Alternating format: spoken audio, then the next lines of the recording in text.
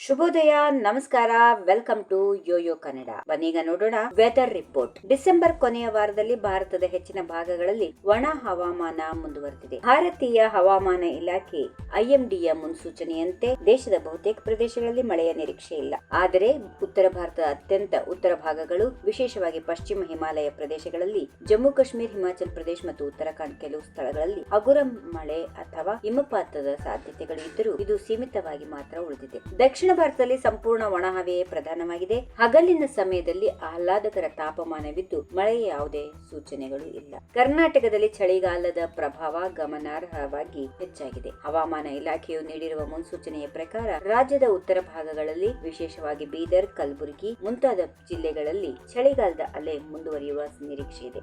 ಇನ್ನುಳಿದಂತೆ ಯಾದಗಿರಿ, ಕೊಪ್ಪಳ, ಗದಗ್, ಹಾವೇರಿ, ವಿಜಯಪುರ, ಧಾರವಾಡ, ಬೆಳಗಾವಿ, ವಿಜಯನಗರ, ಬಳ್ಳಾರಿ, ದಾವಣಗೆರೆ ವ್ಯಾಪ್ತಿಯಲ್ಲಿ ಕನಿಷ್ಠ ತಾಪಮಾನ ಸಾಮಾನ್ಯಕ್ಕಿಂತ 2 ರಿಂದ 3 ಡಿಗ್ರಿ ಸೆಲ್ಸಿಯಸ್ ಕಡಿಮೆ ದಾಖಲಾಗಿದೆ.